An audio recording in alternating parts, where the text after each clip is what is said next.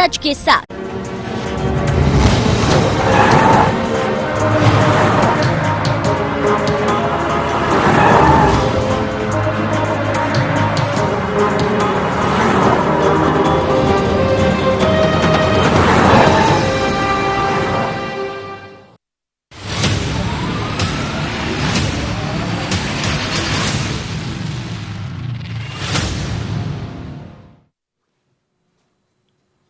नमस्कार, आप देख रहे हैं एनडी स्पेशल। मैं हूं आपके साथ सुनील विश्वकर्मा। चुनाव आयोग द्वारा शुक्रवार को बिहार विधानसभा के चुनाव की तारीखों का ऐलान कर दिया है। मध्य प्रदेश में संभावित उपचुनावों के लिए तारीखें 29 सितंबर को घोषित होने की उम्मीद है, लेकिन इस बीच सीएम शिवराज सिंह चौहान का एक चुटीला ट्वीट सुर्खियां बटोर रहा है। शिवराज ने इस ट्वीट में रोचक अंदाज में कांग्रेस को हराने की लोगों से अपील की है। शिवराज ने ट्वीट में लिखा है कि मध्य प्रदेश, बिहार और कर्नाटक सहित कई राज्यों में चुनाव होने हैं और कोरोना काल में चुनाव आयोग के दिशा निर्देशों का पूरा ध्यान रखना है और हाथ पूरी तरह से सैनिटाइज कर साफ कर देना है। तो सीएम शिवराज सिंह चौहान ने यह ट्वीट किया है और इस ट्वीट को लेकर चर्चाओं का दौर जारी है। दरअसल सीएम ने ट्वीट करते हुए लिखा है कि हाथ को सैनिटाइज कर साफ करना है। सीधे तौर पर अप्रत्यक्ष रूप से ही सही, लेकिन निशाना यहां कांग्रेस पर साधा गया है।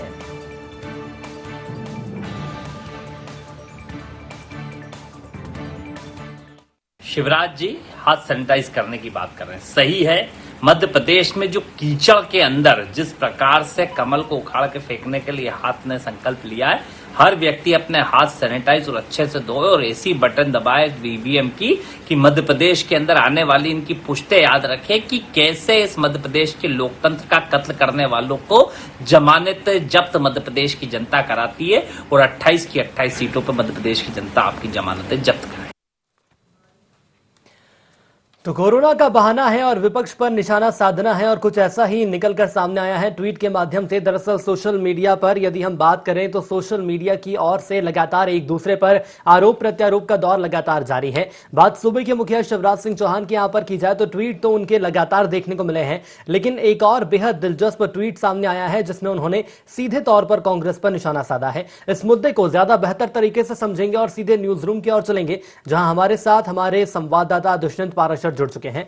दुष्यंत, मैं आपसे समझना चाहूंगा, उपचुनावों को लेकर राजनीतिक सरगर्मियां तेजी से बढ़ती जा रही हैं और खासतौर पर हम सोशल मीडिया की बात करें तो सोशल मीडिया एक ऐसा प्लेटफॉर्म है जिसके माध्यम से एक दूसरे के ऊपर निशाना साधा जाता है और सीएम शिवराज ने एक और ट्वीट किया है। बेहद दिलचस्प ये ट्वीट है और ट्वीट के बहाने उन्होंने अप्रत्यक्ष रूप से ही सही, लेकिन कांग्रेस पर निशाना साधा है। एक व्यंग्यात्मक तरीके से उन्होंने कांग्रेस पर निशाना साधा और जिस तरीके से पूरे जो मध्य प्रदेश की बात करें, चाहे हम फिर बिहार की बात करें या अन्य राज्यों की बात करें, तो तमाम सारी जगहों पर उपचुनाव के साथ साथ जो चुनाव है विधानसभा के वो होने हैं और उसी को लेकर कल चुनाव आयोग ने प्रेस वार्ता कर बिहार चुनाव की तारीखों की घोषणा भी कर दी। लेकिन अगर मध्य प्रदेश की बात की जाए तो मध्य प्रदेश में चुनावी घमासान के चुनावी बिगुल बजने से पहले ही शुरू हो गया और जिस तरीके से अगर बात की जाए बीजेपी की, तो बीजेपी के मुखिया हैं, बीजेपी के सरकार के मुख्यमंत्री हैं शिवराज सिंह चौहान, और उन्होंने जिस तरीके से ट्वीट किया है तो उससे ये जरूर समझा जा सकता है कि किस तरीके से अब आगामी दिनों में जो चुनाव की स्थिति और चुनाव की परिदृश्य जो है वो मध्य प्रदेश में देखने को मिलेगा। मुख्यमंत्री शिवराज सिंह चौहान ने साफ कर दिया है कि सैनिटाइज से हाथ को पूरी तरीके से साफ कर देना है। तो ये जरूर माना जाए कि कांग्रेस को इस बार कड़ी चुनौती इस बार उपचुनाव में बीजेपी से मिलने वाली है और जिस तरीके से बीजेपी की तैयारियां हैं उससे भी यही कहा जा सकता है कि धरातल पर बीजेपी पहुंच रही है और सभी कार्यकर्ताओं को एकजुट कर जनता के बीच में पहुंच रही है। तो इससे ये जरूर माना जाए कि कांग्रेस जिस तरीके से लगातार ये बात कहती आई है कि बीजेपी के संगठन से उसका चुनाव है, तो यही बात सही साबित हो सकती है और आगामी दिनों में जिस तरीके से मध्य प्रदेश की 28 विधानसभा सीटों पर उपचुनाव होना है, उन उपचुनावों को लेकर कहीं ना कहीं कांग्रेस को एक कड़ी चुनौती बीजेपी से मिलेगी। और जिस तरीके से कांग्रेस को एक बड़ी चुनौती तो दुष्यंत यहाँ पर बीजेपी से मिलने ही वाली है, लेकिन जिस तरह से ट्वीट किए जा रहे हैं, जिस तरह से सार्वजनिक मंचों के आधार पर बयानबाजी की जा रही है, क्या यह माना जाए कहीं ना कहीं किसी भी चुनौती के रूप में बीजेपी कांग्रेस को इन उपचुनावों में नहीं देख रही है? बिल्कुल, जिस तरीके से देखिए, अगर मध्य प्रदेश की सत्ता की बात की जाए तो मध्य प्रदेश की सत्ता में बीजेपी काबिज है, और उसी को लेकर कहीं ना कहीं जिस तरीके से लगातार कांग्रेस जो है वो बीजेपी पर निशाने साध रही है, तमाम सारे मसलों को लेकर, किसान कल्याण निधि योजनाओं को लेकर या फिर अन्य योजनाओं को लेकर, तमाम सारे योजनाओं को लेकर कांग्रेस लगातार हमलावर हो रही है। और जिस तरीके से पिछले दिनों देखने में आया कि जब कृषि मंत्री कमल पटेल ने जिस तरीके से बयान विधानसभा में दिया, उस बयान के बाद से तो कांग्रेस लगातार हमलावर बनी हुई है, और लगातार उस किसान फसल ऋण माफी योजना को लेकर कहीं ना कहीं सरकार पर निशाना साधती हुई नजर आ रही है। हालांकि जिस तरीके से जो लगातार बीजेपी पर निशाने साधे जा रहे हैं, उसको लेकर बीजेपी भी लगातार पलटवार कर रही है, और कहीं ना कहीं एक्शन पर रिएक्शन होना स्वाभाविक है। तो इस जो लगातार एक्शन कांग्रेस की तरफ से देखने को मिल रहे थे, तो उसी की तरफ से अब उसी एक्शन पर रिएक्शन जो है वो मुख्यमंत्री का ट्वीट माना जा सकता है। बिल्कुल, लेकिन मैं आपसे यहाँ ये भी समझना चाहूंगा दुष्यंत, यहाँ पर यदि हम कांग्रेस की बात करते हैं तो कांग्रेस आखिर कैसे देख रही है? जो कांग्रेस के ऊपर लगातार वार किए जा रहे हैं, आरोप प्रत्यारोप किए जा रहे हैं, सार्वजनिक मंच से भी हमने देखा है कि सूबे के मुखिया शिवराज और सांसद ज्योतिरादित्य सिंधिया के द्वारा लगातार ये बयानबाजी की जा रही है कि जो विकास कार्य होने थे वो विकास कार्य नहीं हुए हैं। और पूर्व सीएम लगातार हर बार मंच से यही कहते नजर आए कि बजट कम है, बजट की कमी है, खजाना खाली है। देखा गया है कि लगातार इस दौरान ये बयानबाजी भी सामने आती रही है। क्या यह माना जाए कहीं ना कहीं साइकोलॉजिकली कांग्रेस पर प्रहार करने की कोशिश है बीजेपी की? बिल्कुल, मानसिक दबाव बनाने की प्रयास तो है ही, साथ ही साथ जो आगामी दिनों में उपचुनाव होने हैं, उन उपचुनाव से पहले ही बैकफुट पर कैसे कांग्रेस को लाया जाए, और जिस तरीके से लगातार कांग्रेस हमलावर बनी हुई है, तो कांग्रेस को कहीं ना कहीं पीछे कैसे धकेला जाए, उसको लेकर कहीं ना कहीं ये रणनीति है। और जिस तरीके से लगातार जो वार पलटवार की राजनीति मध्य प्रदेश में देखने को मिल रही है, उससे ये भी कहा जा सकता है कि जिस तरीके से जनता लगातार दोनों पार्टियों की जो लगातार बयानबाजी जो है वो देखती रही है, सुनती रही है, और अब जब जनता की प्रतिक्रिया देने का समय आ रहा है, तो कहीं ना कहीं पार्टियां चाह रही हैं कि उनकी तरफ जनता प्रतिक्रिया दे, और कहीं ना कहीं मध्य प्रदेश की जो सत्ता है उनके हाथ में सौंपे। तो कहीं ना कहीं कोशिश दोनों की तरफ से की जा रही है कि जनता को किस तरीके से मैसेज पहुंचाया जाए, और जनता में जिस तरीके से जो कांग्रेस ने ये वादा किया था 2018 के उपचुनाव में कि फसल ऋण माफी जो है वो किसानों की जाएगी, तो कहीं ना कहीं वो कांग्रेस का कहना है कि कांग्रेस ने दावा किया है कि वो 26 लाख किसानों का उन्होंने कर्जा माफ भी किया।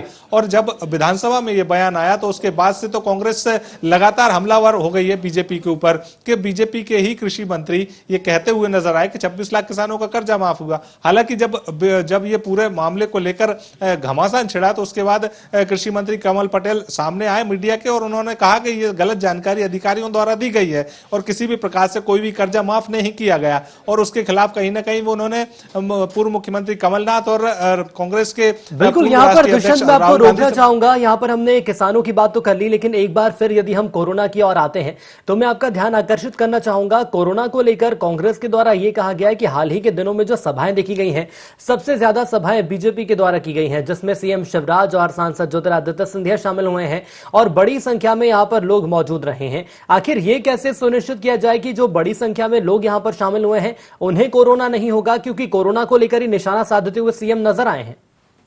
बिल्कुल, देखिए सीएम ने निशाना साधा है, लेकिन जिस तरीके से अगर बीजेपी की बात करें तो बीजेपी ने बड़ी मीटिंगें कई की हैं, चाहे हम ग्वालियर की बात कर लें या फिर अन्य जगहों की बात कर लें। अगर जिस तरीके से बीजेपी के नेताओं की बात करें, ज्योतिरादित्य सिंधिया की बात करें या अन्य नेताओं की, तो लगातार वो दौरे भी कर रहे हैं और जनता के बीच में पहुंच रहे हैं। बड़ी संख्या में जो जनता है उनसे मुलाकात करने भी पहुंच रही। तो ये जरूर समझा जाए कि जिस तरीके से जो निशाने साधे गए हैं वो किस ओर इंगित करते हैं, क्योंकि कोरोना का काल चल रहा है, और जिस तरीके से तमाम सारी गाइडलाइंस जो है वो गृह मंत्रालय ने दिल्ली से जारी कर रखी हैं, और अगर मध्य प्रदेश की बात करें तो गृह विभाग ने भी तमाम सारी गाइडलाइन दे रखी है। लेकिन उसके बावजूद इतनी बड़ी संख्या में कार्यकर्ताओं को एकजुट करके पार्टी मीटिंग्स करना और उसके साथ साथ चुनावी क्षेत्रों का दौरा करना, तो ये कहीं ना कहीं बीजेपी के लिए और कांग्रेस के लिए भी टेढ़ी खीर हो सकती है, क्योंकि कोरोना का फैलाव लगातार मध्य प्रदेश में देखने को मिल रहा है, और 1 लाख से ज्यादा जो कोरोना के मरीज हैं वो अब तक मध्य प्रदेश में मिल चुके हैं। तो कहीं ना कहीं खतरे की घंटी तो है, लेकिन खतरे की घंटी को किस तरीके से समझाया जाए और खतरे की घंटी को बंद किस तरीके से किया जाए, ये भी समझना होगा। और जब कांग्रेस ने आरोप लगाए हैं तो कांग्रेस के आरोपों का जवाब सरकार को देना है। और जिस तरीके से सरकार चुनावी मोड में है और सरकार लगातार जिस तरीके से सरकार के जो जनप्रतिनिधि हैं वो अलग अलग क्षेत्रों का दौरा कर रहे हैं, तो इससे कहीं ना कहीं ये जरूर समझा जाए कि चुनावी माहौल है और चुनावी माहौल में लगातार दौरे तो जारी है, लेकिन कांग्रेस के सवालों का जवाब किस तरीके से बीजेपी देगी ये आने वाले समय बताएगा। लेकिन जिस तरीके से बीजेपी की अगर बात करें तो बीजेपी की मुखिया शिवराज सिंह चौहान है और उन्होंने जब ट्वीट किया तो ट्वीट में ये जरूर कहा है कि हाथ को सैनिटाइज से पूरी तरीके से साफ कर देना है। तो लेकिन मैं दुष्यंत यहाँ पर ये भी आपसे समझना चाहूंगा, जिस तरह से बयानबाजी की जा रही है, क्या ये माना जाए कहीं ना कहीं बीजेपी जो है वो आत्मविश्वास में है या अति आत्मविश्वास में है? क्योंकि एक के बाद एक सार्वजनिक मंचों से बयान देना और उसके बाद अब सोशल मीडिया का सहारा लेना। कांग्रेस की हम बात कर लें तो कांग्रेस इससे पूरे ही ट्वीट को कैसे देख रही है कि कांग्रेस की तरफ से अभी कोई ऐसा वार या पलटवार देखने को मिला है? बिल्कुल देखने को मिला है। देखिए, कांग्रेस विधायक जो कुणाल चौधरी हैं उनका साफ तौर पर यह कहना है कि चाहे सैनिटाइज से हाथ साफ करने की बात मुख्यमंत्री ने कही है, लेकिन जिस तरीके से हाथ साफ करना है तो कीचड़ में खिले कमल को उखाड़ फेंकना होगा। और फिर जब कमल को उखाड़ फेंकेंगे तो जनता का जो प्रतिक्रिया है वो सामने आएगी। और जनता जिस तरीके से जो लोग कहीं ना कहीं लगातार इस तरीके की बातें कर रहे हैं उनको जब सत्ता से बाहर कर देगी तब ये जनता की प्रतिक्रिया को मानेंगे। तो इस तरीके की बयान भी सामने आए हैं। और अगर कांग्रेस विधायक लक्ष्मण सिंह की बात की जाए तो उन्होंने तो साफ तौर पर यह कहा है कि जो लोग कांग्रेस छोड़ के गए हैं उनसे बच के रहिएगा। वो किस तरीके की जो सफाई करते हैं वो आगामी दिनों में बीजेपी को पता लगेगा। तो कहीं ना कहीं जो ट्वीट है, ट्वीट के जरिए लगातार वार पलटवार देखने को मिल रहे हैं। तो वहीं वहीं जुबानी जंग भी जो है वो कांग्रेस और बीजेपी। लेकिन यहाँ पर दुष्यंत एक सोचने वाला विषय ये भी है कि कोरोना के सहारे अप्रत्यक्ष रूप से कांग्रेस पर निशाना जरूर साधा है सीएम शिवराज ने, लेकिन मध्य प्रदेश में हम कोरोना की बात कर लें तो मध्य प्रदेश में कोरोना भी तेजी से फैल रहा है। कहीं ना कहीं सरकार को यह भी चाहिए कि विपक्ष पर निशाना तो साधा ही जाए उपचुनाव को देखते हुए, लेकिन जो प्रदेश की आम जनता है इन्हें भी सुरक्षित रखा जाए कोरोना के कहर से। बिल्कुल रखा जाना चाहिए, क्योंकि देखिए जनता के लिए तमाम सारे नियम बनाए गए हैं और जिस तरीके से जनता नियम पालन भी करती हुई नजर आती है, लेकिन एक बड़ी संख्या में कोरोना के पॉजिटिव मरीज भी निकलकर सामने आते हैं। तो इन मरीजों की जो संख्या लगातार बढ़ रही है उसको कब कैसे किया जाए उस पर विचार सरकार को करना चाहिए। और जिस तरीके से जो चुनावी मोड में सरकार आ चुकी है तो उस चुनावी मोड के साथ साथ जनता की स्थिति को भी कहीं ना कहीं भांप कर उस स्थिति के हिसाब से भी कई निर्णय लिए जाने चाहिए ताकि जनता को भी कोरोना से राहत मिले। और जिस तरीके से लगातार कोरोना काल देखने को मिल रहा है और कहीं ना कहीं जब लॉकडाउन किया गया तो लॉकडाउन में आर्थिक स्थितियां भी जनता की खराब हुई है। तो उन आर्थिक स्थितियों को किस तरीके से सुधारा जाए, किस तरीके से कल कारखानों को शुरू किया जाए, किस तरीके से उद्योगों में भी एक नई जान डाली जाए, तो तमाम सारी बातों पर निर्णय सरकार को लेना चाहिए। बल्कि जनता के साथ में जुड़कर इस बात को ये मानना चाहिए कि जनता की आर्थिक स्थिति अब ठीक नहीं है। तो चलिए, बिल्कुल कोरोना का कहर तो हर तंत्र पर देखने को मिला ही है दुष्यंत, लेकिन अब देखने वाली बात यह होगी कि आखिर कैसे और कब तक कोरोना प्रदेश से दूर होगा। आप हमारे साथ जुड़े रहिएगा। हमारे साथ खास मेहमान बीजेपी से मीडिया पैनलिस्ट कृष्ण गोपाल पाठक साहब फोन लाइन पर जुड़ चुके हैं। पाठक साहब, बहुत स्वागत आपका N24 में। जी नमस्कार पाठक साहब, सबसे पहले मैं आपसे ये समझना चाहूंगा, उपचुनाव का वक्त नजदीक है, राजनीतिक सरगर्मियां तेजी से पलटती जा रही हैं और सीएम शिवराज की हम यहां पर बात करें तो बेहद दिलचस्प एक ट्वीट उन्होंने किया है और ट्वीट में उन्होंने ये लिखा है कि हाथ को सैनिटाइज कर पूरी तरह से साफ करना है। हाथ की और इशारा कांग्रेस की तरफ सीधे तौर पर करते नजर आ रहे हैं। मैं आपकी प्रतिक्रिया जरूर चाहूंगा। देखिए, निश्चित तौर पर कोरोना महामारी के समय माननीय मुख्यमंत्री जी जनता से अपील करते चले आ रहे हैं कि जो सरकारी गाइडलाइन है उनका पालन करें, चेहरे पे मास्क लगाएं, हाथ सैनिटाइज करें। और जहां तक राजनीतिक हाथ की बात है तो मैं समझता हूं कि पूरा प्रदेश ही नहीं पूरा देश कांग्रेस के हाथ से मुक्ति चाहता है। उसमें जो रोगाणु विषाणु पनप चुके हैं, उनको जो विरासत में मिले हैं, उनको सैनिटाइज करके लोग साफ करना चाहते हैं। और जहां तक मध्य प्रदेश की जनता की और देश की जनता की भी यही भावना है कि बहुत हुआ, कांग्रेस के हाथ ने जहां जहां बंटाढार किया है, चाहे वो डेवलपमेंट का सेक्टर हो, चाहे वह किसानों का मामला हो, चाहे नौजवानों का मामला हो, चाहे रोजगार का मामला हो, चाहे देश की सुरक्षा का मामला हो या आतंकवादियों के समर्थन में बयान देने का वाला मामला हो, भगवा को आतंकवाद से जोड़ने का मामला हो, भगवा रंग को आतंकवादी बताने का मामला हो, कांग्रेस के हाथ इन विषाणुओं से, कीटाणुओं से इतने प्रभावित हो चुके हैं कि जहां टच करते हैं वहां देश विरोधी और देश के खिलाफ वाली भावनाएं सिर उठाने लगती हैं, पनपने लगती हैं, भ्रष्टाचार पनपने लगता है। तो माननीय मुख्यमंत्री जी ने निश्चित तौर पर जहां समाज को सैनिटाइज करने के लिए अपने हाथ की अपील भी की है, वहीं दूसरी ओर इस अपील के साथ साथ देश की भावना भी यह है कि हमें कांग्रेस के हाथ से भी अब दूर रहना है। तो मैं पाठक साहब आपको रोकना चाहूंगा और आपसे समझना चाहूंगा, क्या सैनिटाइजर की भूमिका यहाँ बीजेपी निभा रही है? देखिए, सैनिटाइजर की भूमिका जनता निभा रही है। देश की जनता, प्रदेश की जनता, देश के अन्य राज्यों की जनता। कोई कल्पना कर सकता था क्या कि जो पार्टी कभी 440, 443 लोकसभा सांसदों के साथ, बहुमत के साथ लोकसभा में बैठा करती थी, वो आज 40-44 पर आकर अटक गई है। निश्चित तौर पर कांग्रेस के हाथ के साथ लोग सैनिटाइज जैसा व्यवहार कर रहे हैं। चलिए, बिल्कुल कांग्रेस के साथ आखिर कैसा व्यवहार कर रहे हैं कांग्रेस प्रवक्ता से हम जान लेते हैं। मैं आपको रोकना चाहूंगा, फिरोज सिद्दीकी साहब हमारे साथ जुड़ चुके हैं। फिरोज जी, बहुत स्वागत है आपका ND24 में। जी धन्यवाद। फिरोज जी, कोरोना महामारी तेजी से अपने पैर पसारती जा रही है और इस बीच एक ट्वीट सामने आता है सीएम शिवराज सिंह चौहान का, और ट्वीट में लिखा है कि हाथ को सैनिटाइजर कर पूरी तरह से साफ कर देना चाहिए। हाथ का आशय यहाँ सीधे तौर पर कांग्रेस को लेकर कहा जा रहा है। सर, क्या प्रतिक्रिया देंगे आप?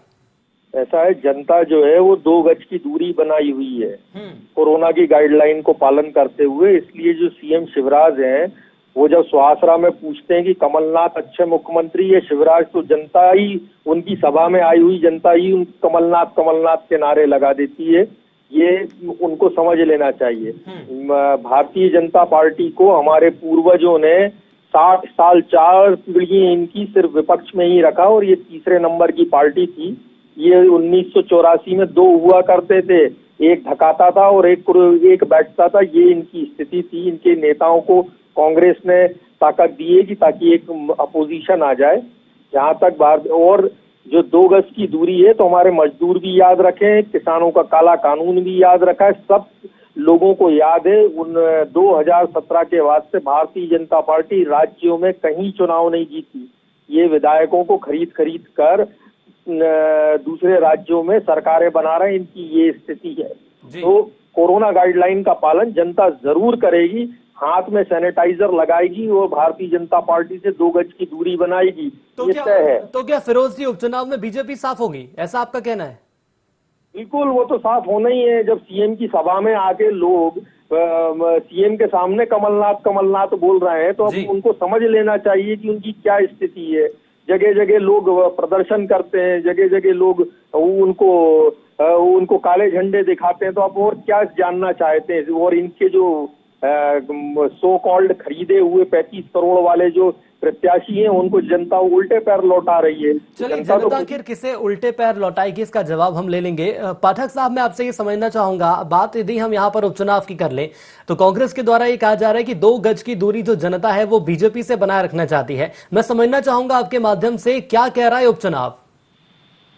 देखिए, उपचुनाव साफ तौर पर इशारा कर रहा है कि मध्य प्रदेश की जनता, 27 विधानसभा क्षेत्रों की जनता कांग्रेस के वादों में आकर, कांग्रेस की बड़ी बड़ी बातों में आकर उनके साथ तो हो गई, लेकिन जब उसने 1.25 साल का कांग्रेस का वादा खिलाफी का कार्यकाल देखा, भ्रष्टाचार का कार्यकाल देखा, एक दूसरे के काम नहीं करने का कार्यकाल देखा, अपहरण उद्योग का कार्यकाल देखा, तो जनता बिचक के इनसे दूर हो गई। और जनता ही नहीं बिचकी, इनके विधायक भी इनसे दूर हो गए। आप बताइए, कोई कल्पना कर सकता था कि कोई मंत्री अपना मंत्री पद छोड़ देगा? लोग सरपंच ही नहीं छोड़ते, गांव में पंच ही नहीं छोड़ते, और इनके विधायकों ने तो विधायक पद और मंत्री पद छोड़ा है। तो कहीं ना कहीं इस कांग्रेस पार्टी की सरकार का कितना दुर्दशापूर्ण रवैया रहा होगा उन विधायकों के प्रति। जो छोड़कर बीजेपी में शामिल हुए, क्या ये माना जाए वो कांग्रेस से त्रस्त हो चुके थे? जी, जो छोड़कर इस वक्त बीजेपी में शामिल हुए, क्या ये माना जाए वो कांग्रेस से त्रस्त हो चुके थे?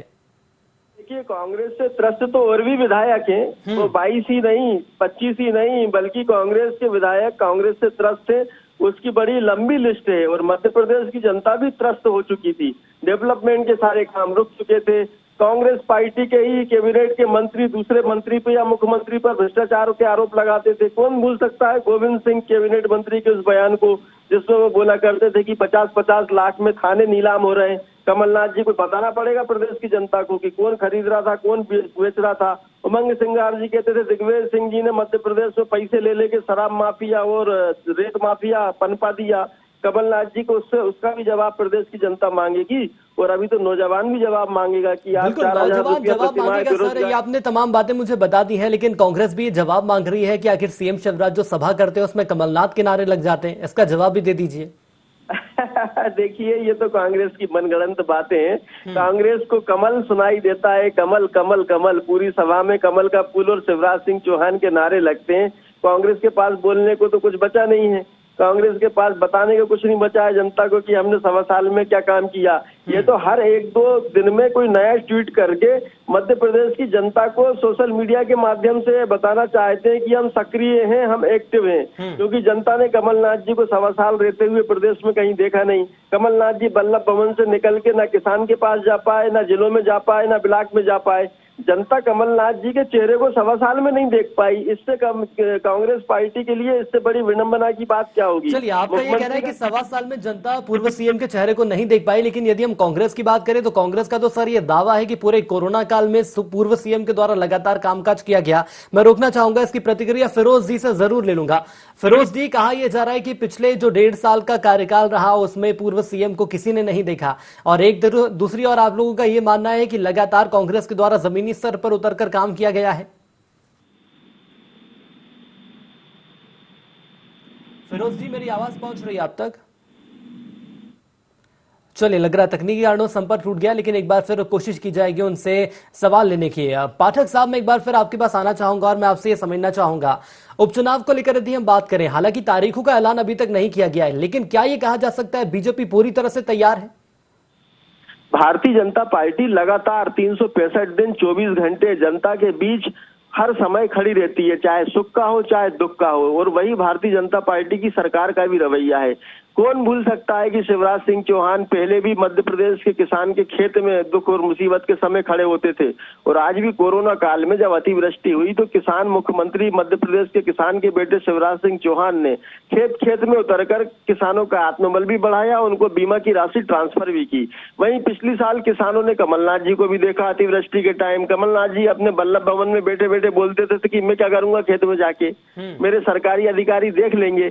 वास्तव में मुखिया का जो काम होता है एक परिवार के कि समस्याओं का समाधान भी करे और प्यार भरा हाथ भी अपने परिवारजनों के सिर पर रखे, वही काम मुख्यमंत्री का होता है। और उस काम में शिवराज सिंह चौहान संवेदनशील है, कमलनाथ जी की तरह संवेदनहीन नहीं है। क्योंकि शिवराज जी ने गरीबी देखी है, गांव की खेत की गली देखी है, मेड़ देखी है, फसल। प्यार का हाथ जो आशीर्वाद का हाथ है वो जनता आखिर किसके सर रखेगी? हमारे साथ आपने जानकारी साझा करी और वक्त दिया, इसके लिए आपको बहुत धन्यवाद। एक बार फिर न्यूज रूम की ओर चलेंगे। दुष्यंत लगातार हमारे साथ जुड़े हुए हैं। दुष्यंत, अब यहाँ पर बात आती है बीजेपी और कांग्रेस के अलावा जो एक आम जनता है जो कि सैनिटाइजर की भूमिका इस वक्त कोरोना काल में निभा रही है, क्या माना जाए किसकी और जनता जाती हुई नजर आ रही है? क्योंकि आपने भी बेहद करीब से देखा है उपचुनाव को लेकर कि आपने उपचुनाव को लेकर क्या कुछ रणनीति अपनाई है, क्या कुछ आपने यहाँ पर रिपोर्ट देखी है, लेकिन सवाल अब यह भी सामने आ रहा है कि आखिर आम जनता किसका साथ यहाँ पर देने वाली है। हालांकि सीएम शिवराज ने एक ट्वीट जरूर किया है और उस ट्वीट में उपचुनाव से पहले चर्चाओं को लेकर एक ट्वीट सामने आया जिसमें साफ तौर पर यह कहा गया कि हाथ को सैनिटाइज की तरह पूरी तरह से साफ कर दिया जाए। लेकिन अब देखने वाली बात यह भी होगी कि आम जनता आखिर किसका साथ देती है। हालांकि सोशल मीडिया एक प्लेटफॉर्म ऐसा है जिसको लेकर लगातार बयानबाजी की जाती है। दुष्यंत, मैं आपसे समझना चाहूंगा, यदि हम आम जनता की बात करें जो कि इस वक्त सैनिटाइजर की भूमिका निभा रही है, ऐसा बीजेपी का मानना है, किसका साथ देगी आम जनता? दुष्यंत, यदि मेरी आवाज आप तक पहुंच रही है तो मैं आपसे जवाब जरूर चाहूंगा। चलिए, संपर्क हमारा दुष्यंत से नहीं हो पा रहा है तो यहां पर एक बार फिर कांग्रेस की बात मैं आपसे कर लेता हूं। बात हम यदि यहां पर कांग्रेस की करते हैं तो पूर्व सीएम का यह बयान भी सामने आया था कि हम लोग आम जनता के बीच हैं और लगातार हमारे द्वारा कामकाज किया जा रहा है। और इसके पहले यदि चुनाव आयोग की बात यहां की जाए तो बिहार विधानसभा के चुनावों की तारीखों का ऐलान कर दिया है। हालांकि मध्य प्रदेश में संभावित उपचुनावों के लिए तारीखें 29 सितंबर को घोषित होने की उम्मीद है। लेकिन इस बीच सीएम शिवराज ने एक ट्वीट किया है और बेहद दिलचस्प ये ट्वीट माना जा रहा है। रोचक अंदाज में उन्होंने कांग्रेस को हराने की आम जनता से अपील की है। शिवराज ने ट्वीट में लिखा है कि मध्य प्रदेश, बिहार और कर्नाटक सहित कई राज्यों में चुनाव होने और आइए एक बार फिर न्यूज रूम की ओर चलेंगे। दुष्यंत हमारे साथ एक बार फिर जुड़ चुके हैं। दुष्यंत, मैं समझना चाहूंगा, यदि हम आम जनता की बात करें तो आम जनता आखिर किसका साथ देगी? क्योंकि एक लंबे वक्त से हमने देखा सभाओं का दौर बीजेपी के द्वारा भी लगातार जारी है, तो दूसरी और कांग्रेस भी पीछे नहीं है। देखिए, पीछे कोई नहीं है, जो है अपने तरीके से लगातार जनता के पीछे पहुंचने और जनता को रिझाने का प्रयास लगातार किए जा रहे हैं। और अगर बीजेपी की बात करें या फिर हम कांग्रेस की बात करें तो बीजेपी प्रचार के मामले में भले ही आगे है, लेकिन कांग्रेस का ये दावा है कि कांग्रेस भी लगातार धरातल पर काम कर रही है। बूथ लेवल पर लगातार रणनीति तय की जा रही है और बूथ लेवल पर कार्यकर्ताओं को किस तरीके से काम करना है चुनाव में, उसकी रणनीति भी लगातार तैयार है। हालांकि इंतजार सिर्फ इस बात का किया जा रहा है कि उपचुनाव की जो तारीखें हैं उनका ऐलान कब होता है और किस तरीके से उस रणनीति का खुलासा करेगी फिर कांग्रेस।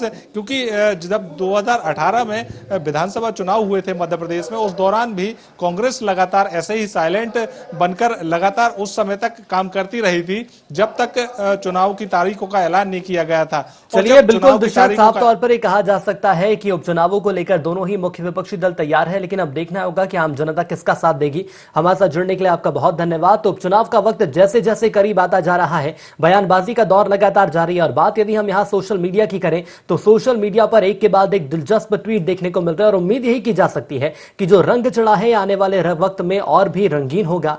और सवाल ये सामने आ रहा है कि प्रदेश की आम जनता सैनिटाइजर बनकर बीजेपी का साथ देगी या कांग्रेस का साथ देगी। आने वाले वक्त में यह तस्वीर साफ हो जाएगी। इसी के साथ इंडिया स्पेशल में इतना ही। दीजिए इजाजत, नमस्कार।